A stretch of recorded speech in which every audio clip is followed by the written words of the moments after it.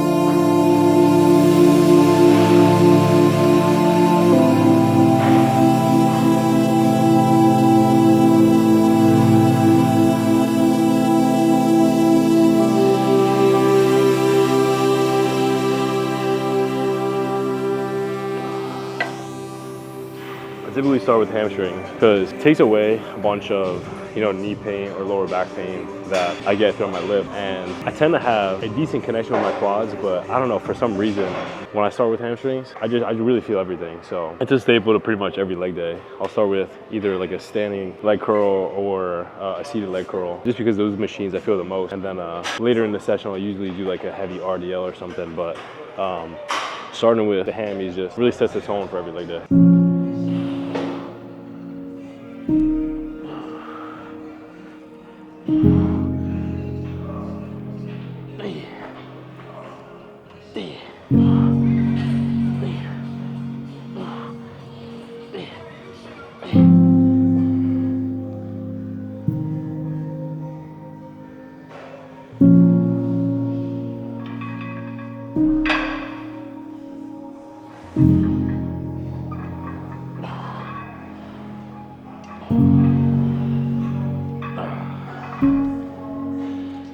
So just about every leg day, start with hand movement and move over to leg extension. That's what I'm on now. And I typically run this for as many sets as I feel necessary. Some days I really don't have a good connection, but other days like today where I'm feeling it in every single part of my quad, I'll ride this out for a decent amount, and I'll load up a decent amount of weight too. I'll try to hit a rep range, between 8 and 10 on a heavier set. But if I'm going lighter weight, I'll probably just take it to failure, and that'll range anywhere between like 15 to 20. But this is one of the main movements that warms up my legs for a heavy compound like a leg press or a squat, and it just really primes the legs and gets you ready for that compound movement. So probably got like one more warm-up set here, and then I'll take it to failure, and then probably as many as I can. So it's feeling really good.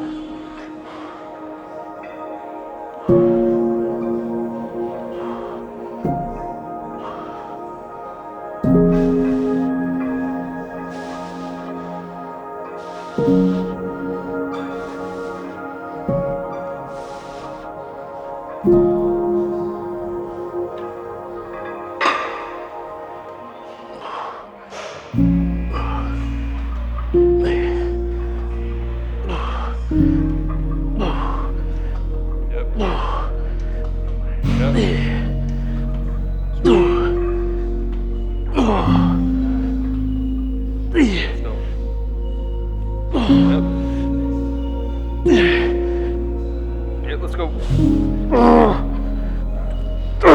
Finish. Fuck. Ah!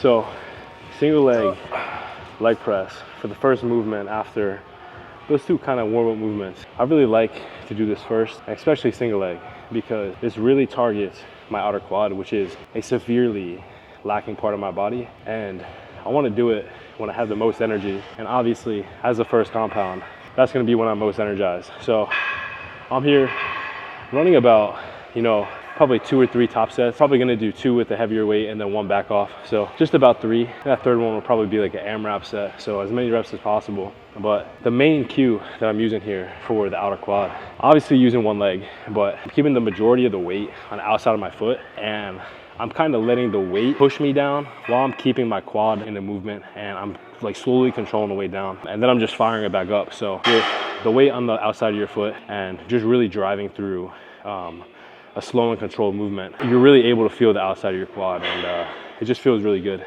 So this is the one that hurts, but it's good.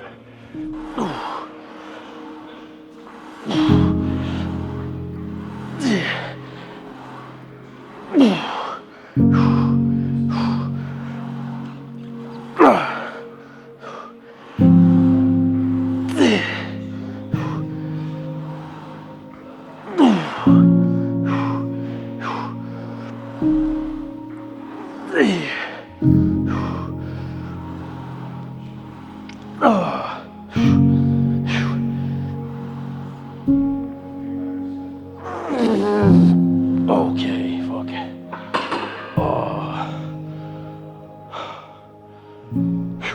Fuck. So that's pretty much just what I want it to be. I want to hit between like 8 to 10. I think last week I got 8. So hitting 10 is a little bit of progress, but any progress is good. So I'm really happy with that. And I'm taking about like 20, 30 seconds in between each leg, just so I can get a little bit rested, because when you typically just jump from one leg to the other leg, your output's not the same on that second leg. So just trying to catch my breath here a little bit.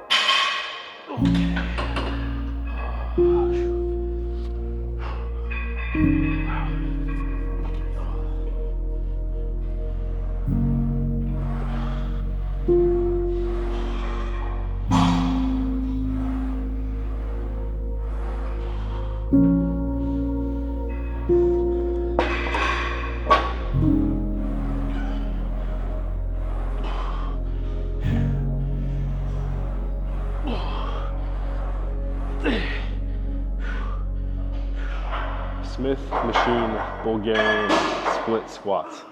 These are a staple of mine, something I recently started doing, but you want to hit every part of your leg on the leg day. And we got the hams, got the quads. The only thing we haven't hit yet are a little bit of glutes. And this targets them pretty well.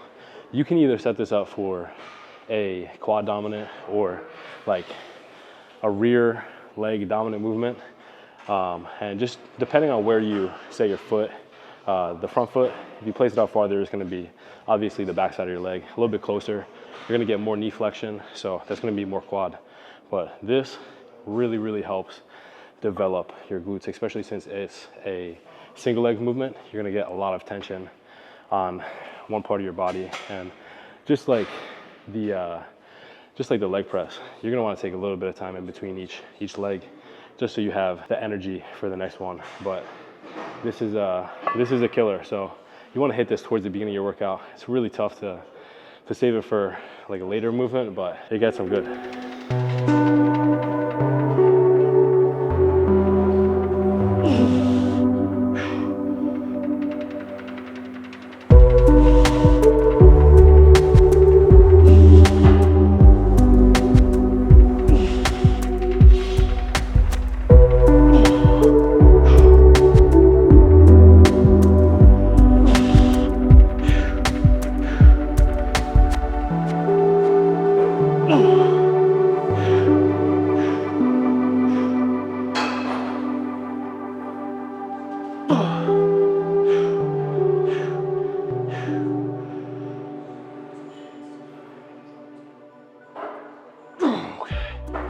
So 5 movements in, and I just need a little bit of a break. My CNS feels a little fried right now, so I'm gonna take just one or two movements and not really do any heavy pressing or just overall, you know, spinal loading. So anything like a squat or a Bulgarian, I'm not gonna do anything like that. Stick to something fairly simple, hit a little bit of calves. And for calves, best thing that I found to do, I'll run about like 3 or 4 sets, but I'll keep the rep ranges pretty high, going up to about like 15 to 20 reps. But the thing that's a little different about this movement is that I like to chill in the stretch position for a good 10 to 12 seconds and then move on from there. Just because all throughout your day, you're walking and there's not too much stretch in your calf, and everything you're really doing is just flexing it up. So the more that you can stretch here, the better. And you know, it doesn't take much, but it definitely hurts. So just little things for calves.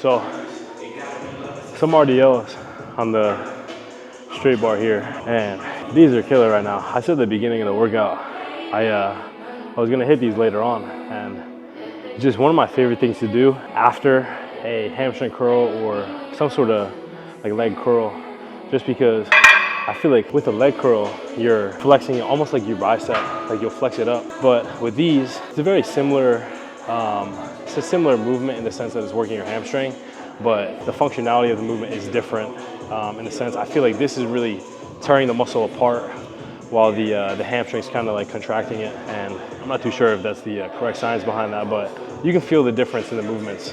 And I just, like I said, I like putting this after that just to stretch everything out, and just feels really good. This is probably the 6th movement. I think it's the 6th movement. And you know, I'm not doing anything crazy here. My body's tired and I'm trying to save a little bit in the tank for the last one. So probably gonna run 2 top sets here and then move on.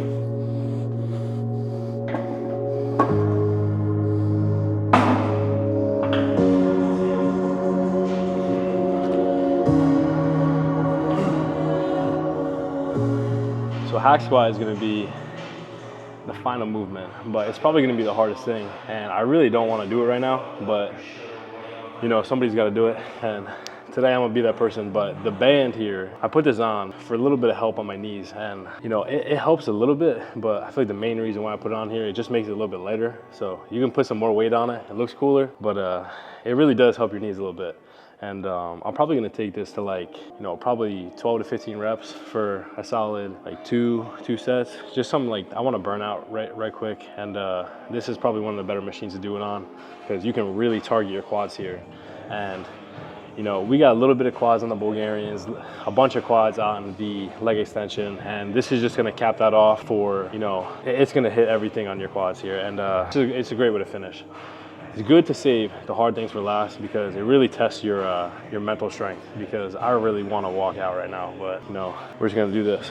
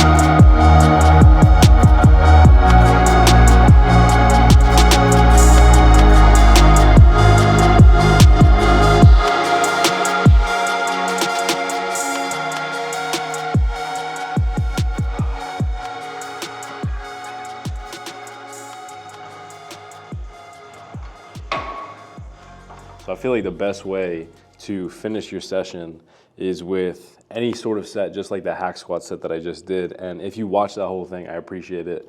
It was a long ass set. I did as many reps as possible, went to absolute failure.